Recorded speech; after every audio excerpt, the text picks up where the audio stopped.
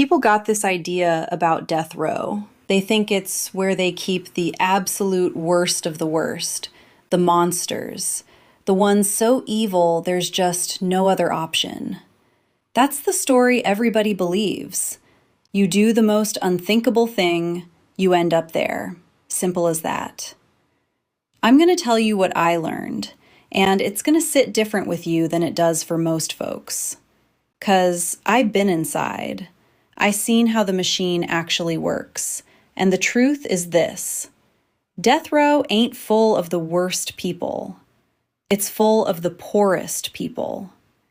And once you see that, you can't unsee it. Let me explain what I mean, 'cause I'm not just saying something to be edgy. There's a case I came across, and this ain't even a rare one. This is the pattern, where a woman ends up sentenced to death. And the men who actually did the killing, the ones who admitted it, who said, yeah, we did it, we put the body in the trunk, we left her there. You know what they got? Deals. 15 years, 45 years. They struck deals and they testified, and they walked into general population while she got strapped to a table to die. The ones who admitted doing it lived. The one who kept saying she didn't do it got death. Now, how does that math work? How's the person who admits the killing get to live and somebody else gets death? I'll tell you how. It ain't about who did the worst thing. It's about who could fight back and who couldn't. The ones who could deal, dealt. The one with nothing, no money, no real lawyer, no resources, she's the one left holding the needle. And this ain't me guessing. There was an actual judge in this thing, a Supreme Court judge, somebody who sat on these cases, and he said it plain. Rich people don't end up on death row. Poor people do. You got money, you got private attorneys, you got investigators, you got witnesses you can bring. You are not going to death row. Almost never. It's the poor people who can't fight back, who get the lawyer the court hands them for free, who get rushed through a quick little trial. Those are the ones who end up waiting to die. That's a judge saying that, not me, not some activist. A judge who watched it happen for years and couldn't stop it. So that's the first thing I want you to really sit with. The deciding factor in who lives and who dies in this system, it's not how bad the crime was. It's how much money you had to defend yourself. Same crime, two people. The one who can afford to fight gets life, or less. The one who can't gets death. We act like it's about justice. It's about your bank account. And I'm not standing here telling you these women all innocent. I'm not doing that. Some of them did terrible things. Things involving kids. Things I'm not going to sit here and soften or make excuses for. I'm not asking you to feel sorry for anybody who hurt a child. That's not what this is about. What this is about is, even if somebody's guilty as can be, why is it always the broke one who gets death and the one with resources who gets a deal? If it was really about the crime, the punishment would match the crime no matter who you are. But it don't. It matches your money. And that should bother you whether you for the death penalty or against it. 'Cause a punishment that only really falls on poor people ain't justice. It's just something we do to poor people. That's the part that gets me. I'm not even trying to tell you whether the death penalty's right or wrong. People can argue that all day. Both sides got their thing. What I'm telling you is, look at who's actually in those cells. Look at who actually gets to that table. It's not a clean lineup of the guilty and the innocent.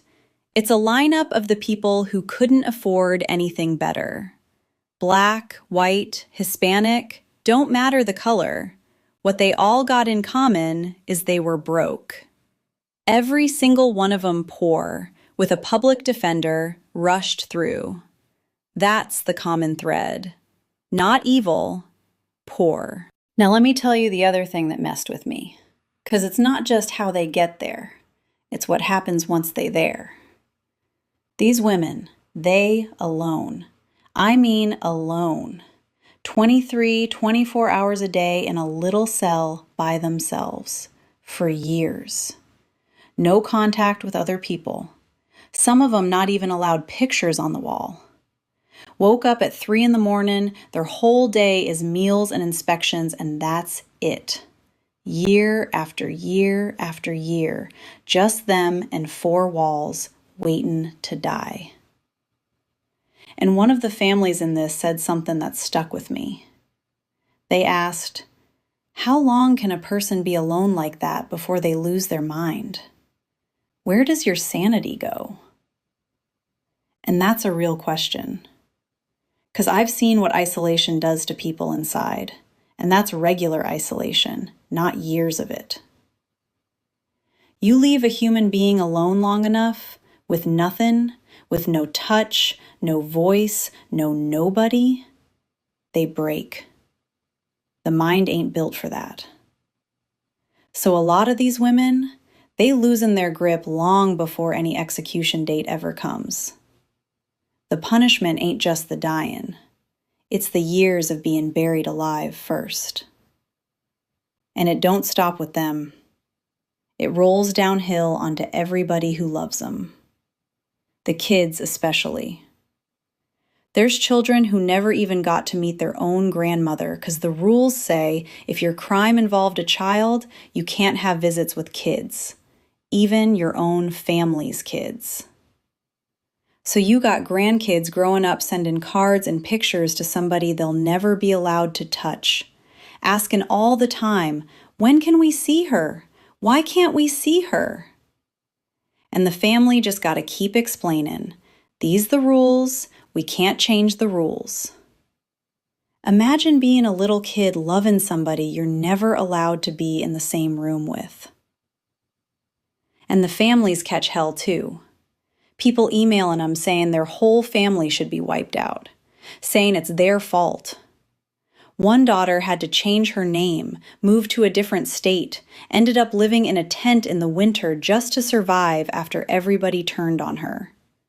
And she was a teenager, a kid, punished for what her mother was accused of.